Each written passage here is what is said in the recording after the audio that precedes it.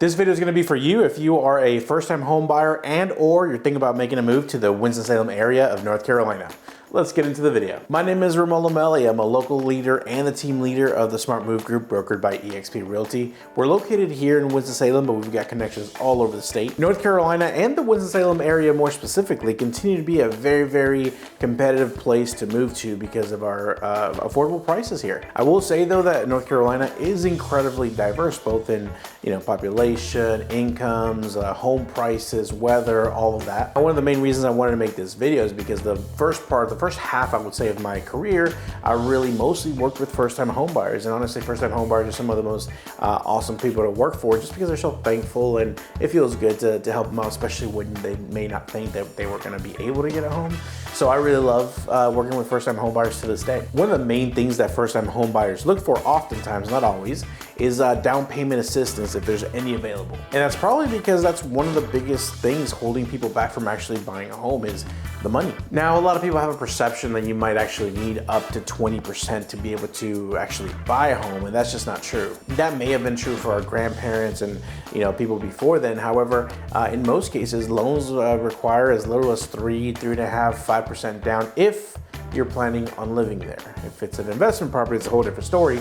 But as long as you're gonna occupy the property, then 3.5%, 5% is usually what you can expect. North Carolina has a really awesome program called the NC Housing Down Payment Assistance Program. That's actually a little bit longer of a title than that, but essentially they are going to grant you up to $15,000. Now that is huge news because in the past it was only $8,000 if I recall correctly, and it was only to pay for the down payment, so you could not include the closing costs in that money. That's one of our most common loans that we do here for first-time home buyers.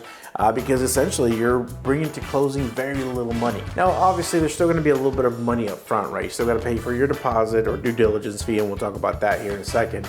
But you're also gonna pay for your appraisal. So maybe, depending on the price range, $1,500, $2,000, maybe $2,500 up front. But then at closing, depending on the price range, once again, the down payment and the closing costs should be covered. This may not be the best down payment assistance program for you because if you're not planning on staying there for a very long time, then it could have some negative ramifications. And what I mean by that is, yes, they're gonna grant you the $15,000 and there's gonna be no payment, no interest, no penalty on that money. However, if you were to move out within the first 10 years, sell the house or something along those lines, then you'd have to pay that money, however much of that $15,000 that you got from them, you'd have to pay that money back. The good news though is that it starts to diminish by 20% every year after year 11. So year 11, you're only paying 80% of that money back. Year 12, you're only paying 60% of that back. But if you live in the property for up to 15 years, then it's 100% forgiven. I know that may be a little bit confusing. Call me, maybe we can talk about it, or I can recommend you to a lender that can definitely tell you exactly how that works actually. And what I usually tell people is, if homes are usually appreciating at 1 to 2%, they can kind of guesstimate how long it will take, how many years it will take for you to break even, depending on how much money you borrowed, right? So in most cases, 3, 4, 5 years and you're back to making money if you were to sell the house as opposed to having to pay money to sell the house. That's assuming the market stays in the trajectory it currently is, and a lot of other factors. So it's definitely a risk. Now, from what I understand, you do have to have at least a 640 credit score, and the lenders that I work with have really awesome ways of helping you find points to get you there if you're not quite at the 640. This loan does actually apply for manufactured homes, so if you're looking at something a little bit more affordable, this could work as well. But like I said before, it does have to be your primary residence. It can't be a property that you intend on renting the first day or you're gonna flip it and sell it. That's just not gonna work out. Now let's talk about credit scores and what kind of credit you need to actually buy a home. Before we do that, I do wanna remind you that if you have any questions, comments, or concerns, do not hesitate to reach out. That is literally why I'm making these videos, taking the time to set up these lights, these microphones, this camera, just to do this for you so you can ask me any questions if you might have any. The number on the screen, that's my personal cell phone number. You can call me or you can shoot me a text.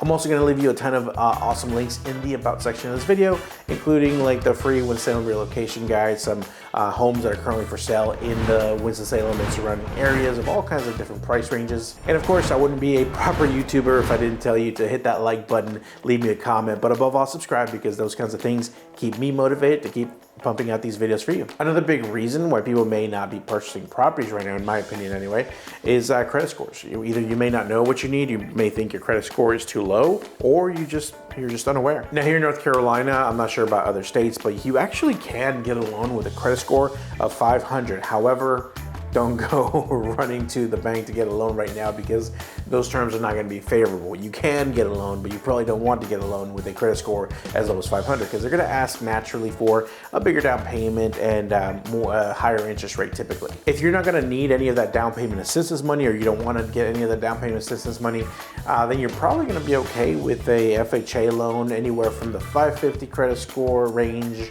mid fives, I should say, all the way into around mid to low sixes. You'll be able to get a FHA loan relatively easy. Now you're gonna have a down payment. There's not gonna be any down payment assistance, but you can get a home, and usually 3.5% down is what you're gonna pay there. But the good programs, the USDA loans, which is 100% financed, the down payment assistance program with the 15,000 and others, and the conventional loans, those are usually around the 640, the mid 600 range. Now, even if you know that you've got some blemishes on the credit, and believe me, I've been there. I think we were all young and didn't know how to use a credit card, or thought, hey, this is a problem for future me, not now me. You know, we've all been there. So don't get discouraged if you've got some questionable credits and blemishes on your credit. Listen, let's still talk to a lender, because the lender is going to be able to, I believe they call it a rapid rescore. I've heard people call it different things, but essentially with the algorithms and AI and whatever else they're doing now, they'll look at your credit and find the fastest, cheapest way to get you to an approvable credit score. So basically they'll say, hey, listen, you're at a 524 right now. This thing's gonna drop off of your credit in 2 months. If you make a payment arrangement with this past due cell phone bill, and you make 3 payments on this credit card of $300, you know, I'm making things up obviously, but that's the kind of stuff they tell you, and they'll tell you exactly the numbers and exactly what date you'll be at an approval credit score. And honestly, some lenders, and I can put you in contact with one, they'll say, hey, if you do this, we can go ahead and get you approved now, because by the time that you close, everything will be fixed. So you don't even have to wait for that stuff to be reflected. But I'm getting a little bit into the weeds, into all the different ways that we can actually help. But just know that there are options out there. If you have some questionable credit, it may be as simple as getting a prepaid credit card at your bank. Could be a little bit more complicated, but that's our job to help you. Now let's talk about starter homes, which is one of the main things that, especially first-time home buyers, sometimes downsizers, but a lot of times first-time home buyers go for. Now, what is a starter home? Most first-time home buyers understand that their first home is not gonna be their forever home, and it's something that they will generally outgrow. Now, a lot of times starter homes may be a single family, 3-bedroom, 2-bath, maybe a 1.5 bath. Typically, you might have a 1-car garage, you may not have a garage. But a lot of times you can actually save money by finding yourself a starter home that maybe needs some carpet, needs some paint.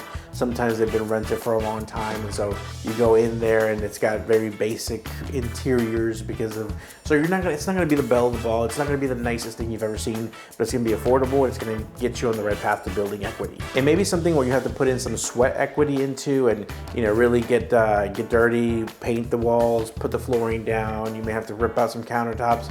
Whatever you got to do to make it yours, just to make it livable, so that you can get into home ownership and then use that as a launching pad to get you, either your next home, or have a rental property now and use that money to, continue paying off that mortgage and eventually sell it and make a ton of money. There's a lot of options when you start getting equity in properties.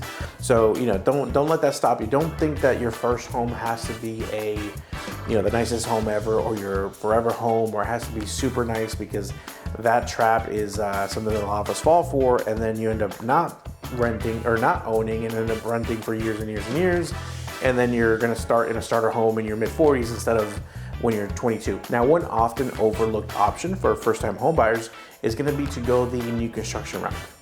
Now, I'm a huge fan of new construction, and it doesn't have to be like a cookie cutter style neighborhood new construction, but let me tell you why this is such an appealing option for the first-time home buyer. There's a lot of benefits, but one of the biggest, by far, benefits of new construction is the incentives that they offer. You're seeing people build all over the place. I don't know where you're watching this video from. By the way, let me know in the comment section.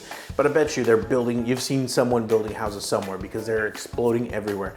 And one of the reasons they're able to do that, it's kind of like a loophole, maybe not, but conflict of interest maybe, but what they do is they own the lender, right? So the same company that builds the home is the same company that is the lender, and it's usually the same company that has an insurance product. So they're able to in-house everything, which, you know, I have some lenders that I love to work with, and a lot of times they don't get the business because the builder's lender is so much more competitive because the lender is owned by the same company that builds the homes.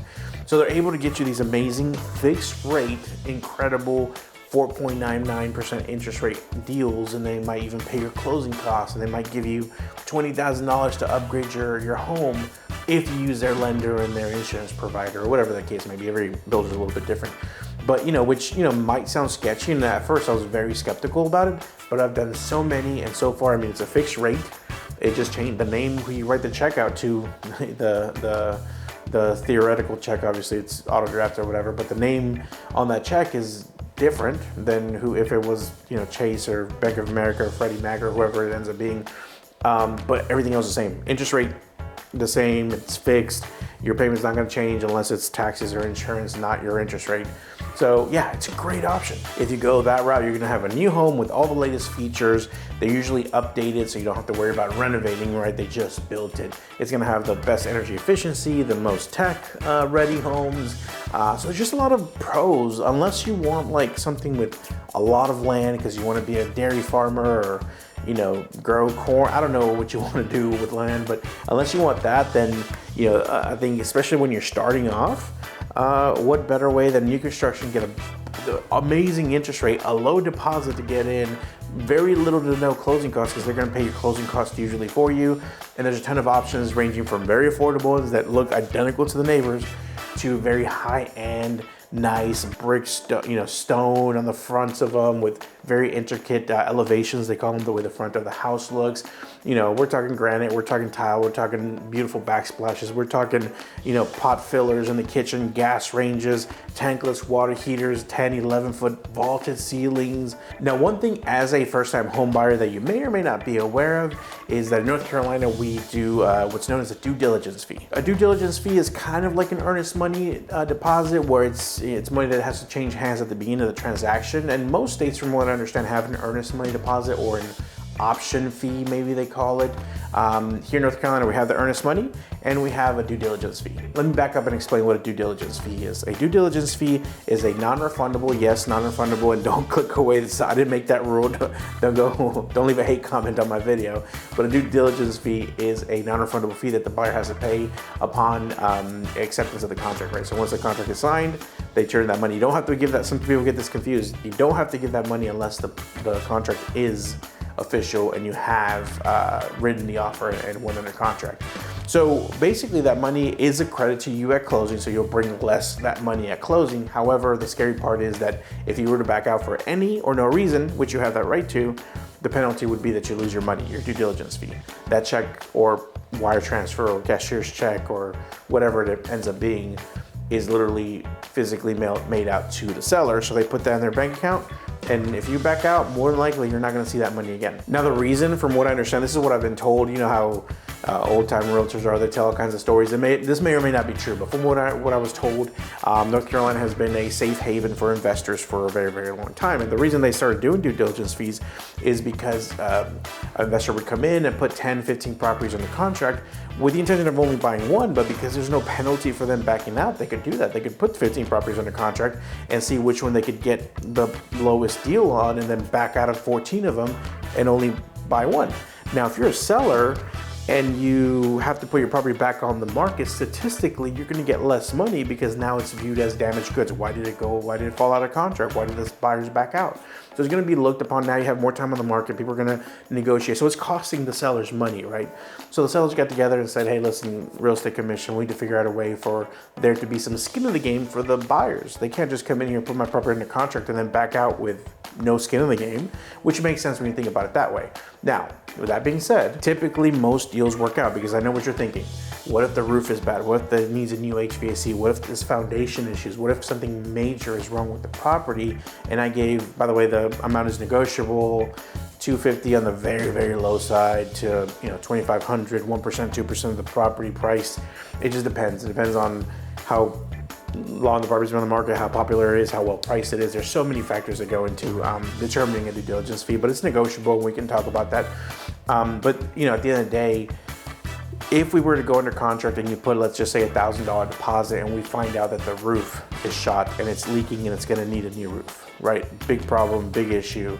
Now the seller, we come up to the seller and we say, hey, Mr. Seller, we would love to buy your house, however, it needs a new roof.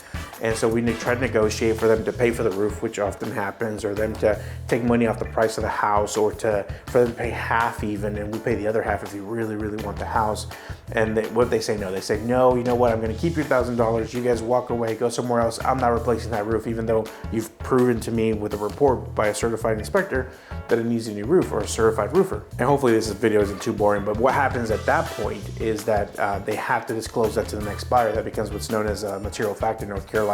So in other words, the next buyer is going to know that the house needs a new roof, therefore they're going to have to deal with it essentially with the next buyer, whether it's dropping the price or fixing the roof. Why not just fix it with us and go ahead and close on time and not waste more time and potentially incur another mortgage payment, another tax payment, another insurance payment on the property? You're just wasting more money at that point. So typically it works out. Now during the pandemic, sometimes buyers were taking properties with faulty ACs just because they wanted to get into the house and deal with everything else later. But when the market's a little bit more normal now, we're definitely not seeing people not fix things, especially when they're obviously wrong. Obviously can't guarantee any of that for you, but the amount of times that people back out because of something major is pretty low. Usually we find a way to get it worked out. Well, this concludes my TED Talk. No, I'm just kidding. Hope you guys learned something on today's video. If you're a first-time home buyer or you're just thinking about moving to the Winston-Salem area, make sure to reach out. Don't forget to hit that like button, leave me a comment, but above all, subscribe. Those things really help the channel. Now, before you go clicking on one of my competitors' videos, make sure you check another video out on my channel. That brings us to the end of today's video. Thank you so much for sticking around to the end. If you have any questions, comments, or concerns, do not hesitate to reach out. And of course, check out the links in the About section of this video. Have a good one. I'll see you next week.